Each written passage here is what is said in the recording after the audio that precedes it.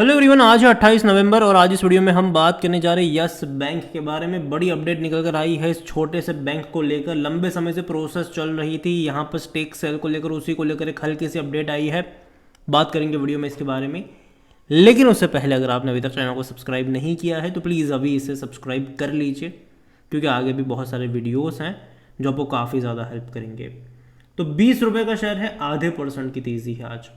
एक महीने में अगर आप देखो तो जहां था वहीं पर आ गया। इस बीच एक गिरावट भी आई थी, वापस रिकवरी भी आई, कोई बहुत बड़ा चेंजेस देखने को नहीं मिला है। 19 रुपये का लो है, 20 रुपये का हाई है, 20-21 रुपये का।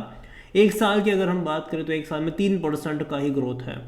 देखो ग्राफ इंटरेस्टिंग था, तेज़ी बहुत ही बढ़िया आई थी। 32 रुपये पर शेयर किया था, वहाँ से एक मेजर फॉल आया, कोशिश करी, फिर गिरा, फिर कोशिश करी, और अगस्त महीने से लगातार गिरावट है। अगस्त, सितंबर, अक्टूबर, नवंबर लगातार गिरावट है। बीच बीच में अगर बहुत थोड़ी सी कुछ दिनों की अगर कोशिश भी करी थी तो ये बाद में उससे ज़्यादा की ही गिरावट दिखाता हुआ नजर आया है।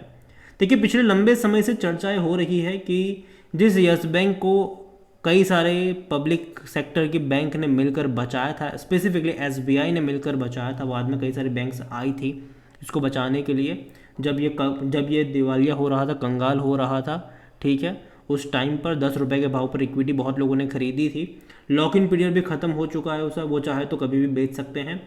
लेकिन प्लान ये था कि एक मेजर स्टेक बेचा जाएगा, सभी बैंक्स का स्टेक, और बाद में थोड़ा सा एफ से मिलाकर 50% से भी ज़्यादा, 50 या फिर 51% का जो स्टेक था वो बेचने को लेकर कोशिश चल रही थी एसबीआई की, कि किसी एक बड़े प्लेयर को बेच दिया जाए।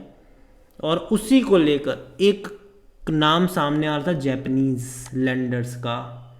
लेकिन अब खबरें आ रही है, अगेन कह दूं कि ये सिर्फ और सिर्फ उड़ती उड़ती खबरें हैं कि जापानीज लेंडर जो है वो मे बी इस डील से वॉकआउट कर सकते हैं। जहां तक अगर हम बात करें, यहाँ पर देखो एसबीआई और बाकी बैंकों का मिलाकर 50% का स्टेक है ही नहीं, ठीक है। कई एफआईएल्स को भी यहाँ पर आना पड़ेगा, और अगर आएंगे भी तो भी उतना मेजरिटी जो मेजर शेयर होल्डिंग वो नहीं बन पाएगा। यहाँ पर अगर आप देखो तो एसबीआई का प्लान था 24% का स्टेक बेचने का यस बैंक में, अब वो यहाँ पर दिक्कत हो रहा है।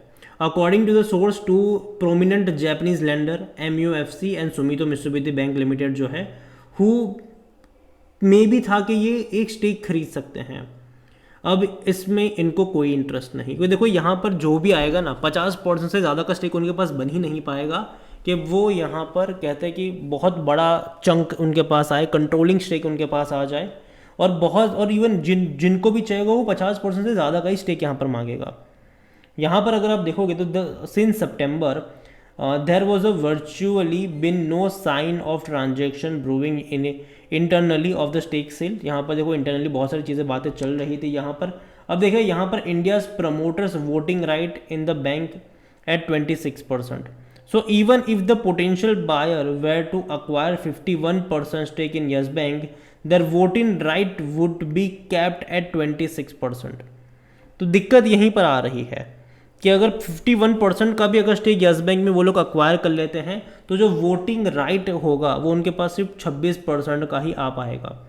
और देखो कोई भी कंपनी ये नहीं चाहती है, ठीक है, जो भी आएगा उनको भैया पूरा कंट्रोल चाहिए, तभी तो वो इतना पैसा स्पेंड करेंगे। यहाँ पर देखो तो money control road on October 17 that the reserve bank of India wasn't willing to budge through the potential investor made representations for easing restriction on voting rights. RBI यहाँ पर झुकने के लिए तैयार नहीं है। यहाँ पर देखिए, if voting rights are capped at 26%, it doesn't make a case for any investor to take 51% stake without owning 51% a percentage. Yes Bank cannot be categorized as subsidiary for potential buyer. तो ये दिक्कत यहाँ पर अभी भी आ रही है, और इसी को लेकर जो जापानीज थे वो अब यहाँ से थोड़े बहुत बैकआउट करते हुए नज़र आ रहे हैं।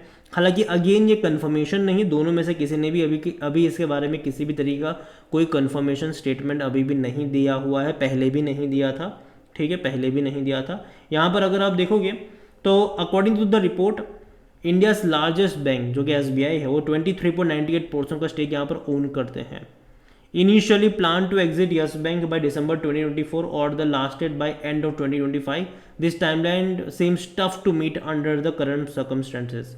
तो यहाँ पर एसबीआई के पास होल्डिंग वैसे भी बहुत कम है, और आगे भाई साहब बाकी बैंकों को भी बेचना पड़ेगा, सबको एक साथ लेकर आना पड़ेगा, और सब कुछ करके अगर 50% से भी ज़्यादा का स्टेक अगर ये बेच भी देते हैं कोई बड़े प्लेयर को, तो वोटिंग राइट का इशू यहाँ पर आ रहा है, और ये कहीं ना कहीं इनके लिए गले की हड्डी बन रहा है।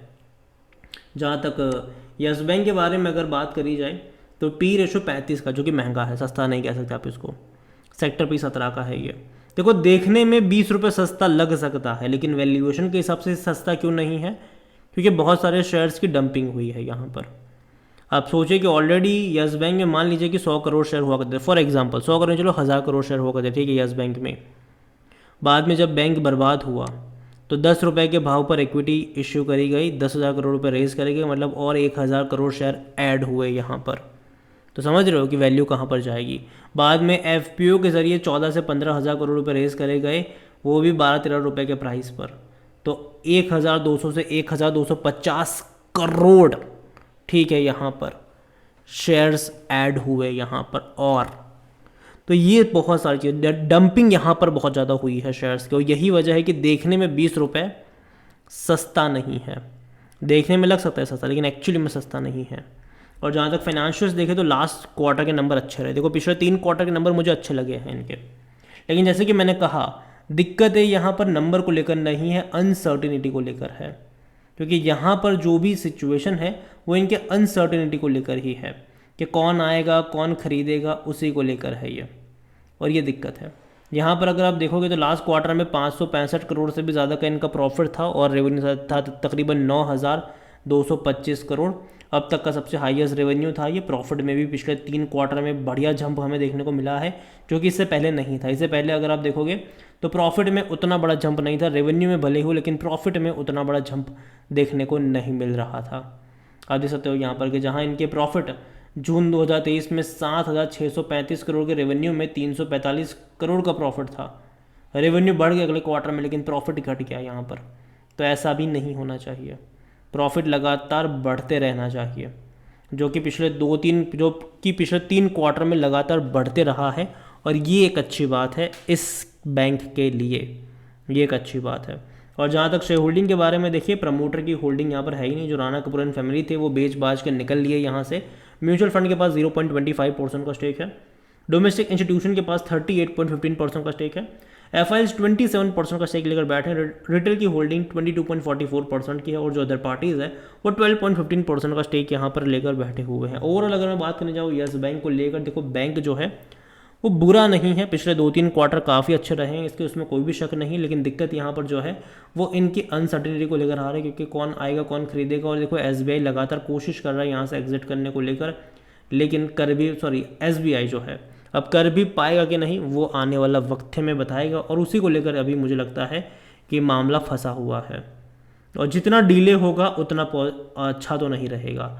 लेकिन अगर कोई बड़ा प्लेयर आ जाता है, खरीदारी कर लेता है कंट्रोलिंग स्टेक, तो अगेन एक बहुत अच्छा होगा यस बैंक के लिए। अगेन ये मेरा पर्सनल ओपिनियन है, कोई भी इन्वेस्टमेंट एडवाइस नहीं है। ये वीडियो को यहीं पे एंड करता हूँ। पसंद आए हो तो लाइक करें, शेयर करें। चैनल अगर पहले बार है तो प्लीज़ सब्सक्राइब करें। और यस बैंक के बारे में आप क्या सोचते हैं वो भी आप मुझे कमेंट में लिख के बता सकते हैं। Thank you.